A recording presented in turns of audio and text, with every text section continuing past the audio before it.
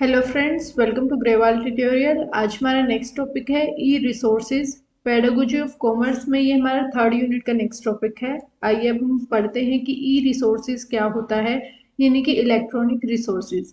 सबसे पहले एजुकेशन के अंदर जैसे कि हम जानते हैं टेक्नोलॉजी जो है ज़्यादा से ज़्यादा इंक्रीज होती जा रही है। टेक्नोलॉजी का यूज़ जो है हमारे एजुकेशन फील्ड के अंदर ज़्यादा से ज़्यादा किया जा रहा है। सबसे बेसिकली यही है कि हमारे जो नॉलेज है या हमारे स्किल्स हैं उन सबको इम्प्रूव करने के लिए हमें जो है टेक्नोलॉजी का सहारा लेना पड़ रहा है। अगर आपको कुछ समझ नहीं आ रहा है तो अब आप क्या करते हैं कि टेक्नोलॉजी का यूज़ करते हैं और उस चीज़ के बारे में सर्च करते हैं और आप उस चीज़ को सीख जाते हैं, यानी कि उसके आप नॉलेज इजीली गेन कर पाते हैं। It stands for helping the teachers in their teaching and the learners in their learning functions by providing needed theoretical ground and achieving the teaching learning objective। यानी कि यहाँ पर कहा गया है कि जो टीचर्स होते हैं उनको भी टेक्नोलॉजी हेल्प करती है, साथ के साथ जो हमारे लर्नर्स होते हैं उनको भी टेक्नोलॉजी हेल्प करती है। अब टीचर जो होंगे, अगर उनको बाय चांस ऐसा कोई टॉपिक है या किसी चीज़ में डाउट है, अगर उनको समझ नहीं आ रहा तो वो इजीली गूगल पे सर्च करेंगे या किसी भी सर्च इंजन पे सर्च करेंगे वो, और उस टॉपिक के बारे में अच्छी तरीके से नॉलेज गेन कर पाएंगे और जल्दी से जल्दी वो गेन कर पाएंगे। इसी तरीके से लर्नर है, लर्नर को भी कई बार क्या है, क्लासरूम के अंदर कोई टॉपिक समझ नहीं आ रहा तो वो टेक्नोलॉजी की हेल्प लेता है और उस टॉपिक को सीख जाता है। ई रिसोर्सेज अब क्या होते हैं, ये वो रिसोर्सेज होते हैं जिसके अंदर हमारी डॉक्यूमेंट्स और जो भी हमारे डॉक्यूमेंट्स होंगे वो इलेक्ट्रॉनिक फॉर्म में होती हैं, यानी कि उनको हम टच नहीं कर सकते। यानी जैसे कि अभी आप वीडियो देख रहे हैं, इसको आप टच नहीं कर सकते हैं कि ये जो मैं लिख रही हूँ ये इनको आप छू कर नहीं देख सकते। यानी कि यहाँ पर हमारी चीज़ें क्या है, इलेक्ट्रॉनिक फॉर्म के अंदर है।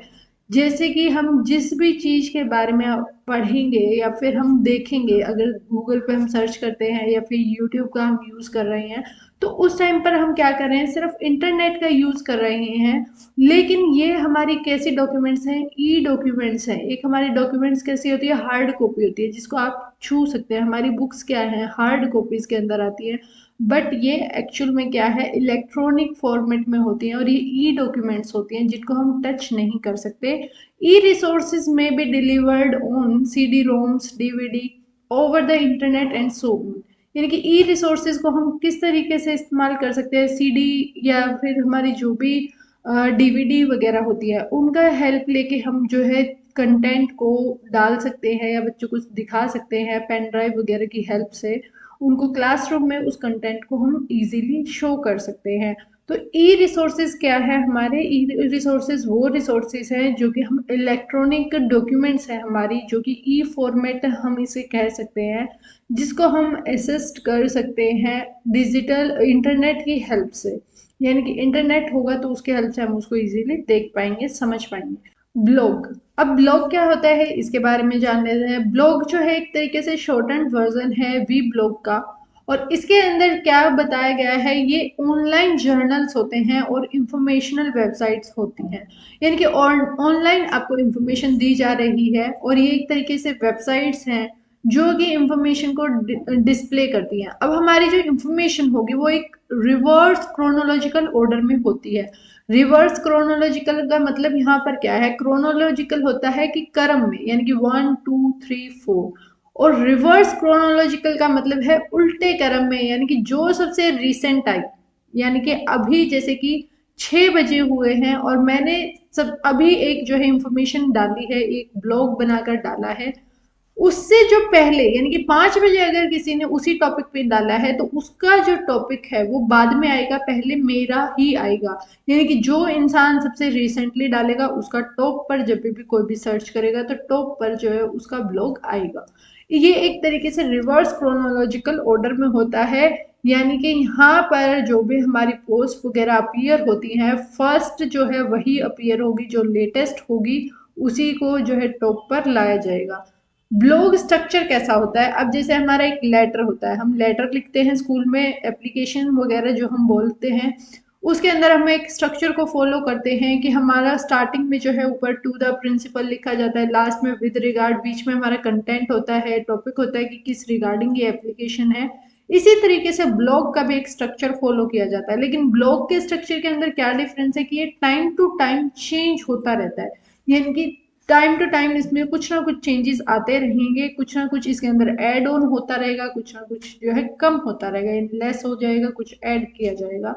लेकिन हमारे जो ब्लॉग होते हैं एक स्टैंडर्ड फीचर और उनका एक स्टैंडर्ड स्ट्रक्चर भी होता है, जिसके अंदर हमारे टिपिकली ब्लॉग जो होते हैं उनका एक स्टैंडर्ड है, जिसके अंदर हेडर होता है सबसे ऊपर, फिर उसके बाद मेन कंटेंट को हाईलाइट किया जाता है कि लेटेस्ट पोस्ट क्या है हमारे ब्लॉग की, उसके बाद साइड बार होती है विद सोशल प्रोफाइल होती है, फेवरेट कंटेंट या फिर कॉल टू एक्शन, और लास्ट में जो है हमारा फुटर होता है, इसके अंदर क्या है डिस्क्लेमर, प्राइवेसी पॉलिसी, ये सारी चीजें इसके अंदर आती है।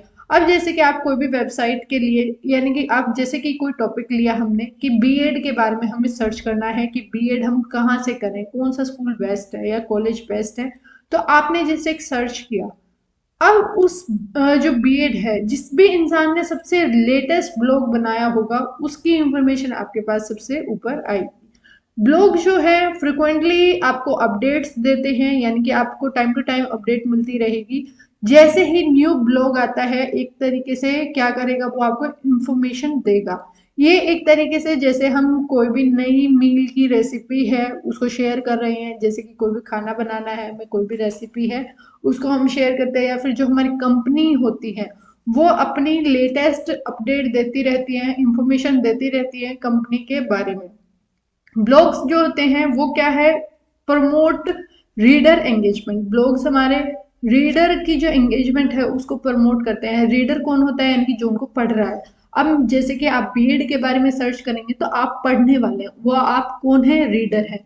अब आप रीडर हैं तो मान लेते हैं आपको उसके अंदर कंटेंट के अंदर कुछ चीज समझ नहीं आई, तो आपने क्या किया, कमेंट भी किया। ये जो वॉइस या फिर कमेंट आपको करने का ऑप्शन भी इसके अंदर दिया जाता है और आप भी इजीली एंगेज कर पाते हैं ब्लॉग जिसने डाला है, यानी कि ब्लॉगर जो होता है उसके साथ आप एंगेज कर पाते हैं इजीली। ब्लॉगर जो होते हैं वो कौन होते हैं, वो पर्सन होते हैं जो कि इंफॉर्मेशन को शेयर करते हैं, कंट्रोल करते हैं, रन करते हैं, वो जितना भी हमारा ब्लॉग का सिस्टम है उसको, उनको हम ब्लॉगर्स कहते हैं। और ये जो होते हैं ये अपने ओपिनियन देते हैं किसी भी टॉपिक के रिगार्डिंग, और इनकी एक टारगेट ऑडियंस को ये फॉलो करते हैं। अब ब्लॉग जो होते हैं वो अलाउ करते हैं आपको बातचीत करना किसी भी टॉपिक के बारे में जिसके अंदर आप इंटरेस्टेड हैं, आप अपना ओपिनियन जो है एक्सप्रेस कर सकते हैं, आप एक ब्लॉग बना सकते हैं, उसके बाद आप उसको वेबसाइट के ऊपर पोस्ट कर सकते हैं, और जिस भी चीज में आपको इंटरेस्ट है। और उसके बाद जैसे कि हमारे जो रीडर होंगे, यानी कि जो पर्सन उसको रीड कर रहा है वो आपके साथ एंगेज भी कर सकता है, कमेंट वगैरह आपको बता सकता है कि आपका ब्लॉग जो है अच्छा लगा या नहीं लगा। इस तरीके से भी जो चीजें हैं वो हो सकती हैं। दीज एक्टिविटीज में range from small things like waking up to a major issue, यानी कि आप एक छोटा सा ब्लॉग भी बना सकते हैं कि आज 5 बजे मैं उठा, ये है, आप अपनी इंफॉर्मेशन दे रहे हैं। या फिर आप एक जो है मेजर इशू चल रहा है, जैसे कि क्लाइमेट चेंज जो है सबसे मेजर इशू अभी एट प्रेजेंट जो है सबसे ज्यादा है, आप क्लाइमेट चेंज के ऊपर भी बातचीत कर सकते हैं, ह्यूमन राइट्स के ऊपर भी बातचीत कर सकते हैं। यानी कि ब्लॉगर जो होगा वो अपनी इंफॉर्मेशन, अपने व्यू पॉइंट किसी भी टॉपिक के रिगार्डिंग दे सकता है। इसी के साथ हमारा ये ब्लॉग टॉपिक जो है कंप्लीट होता है। ब्लॉग वाला जो पार्ट है ये 4 नंबर में भी आपसे पूछा जा सकता है कि ब्लॉग क्या होते हैं, ब्लॉगर कौन होता है।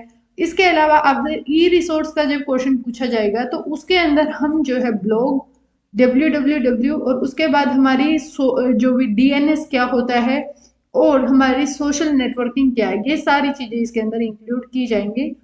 होप सो आपको वीडियो समझ आई होगी। अगर कोई डाउट है कमेंट में जरूर पूछें, एंड थैंक्स फॉर वॉचिंग।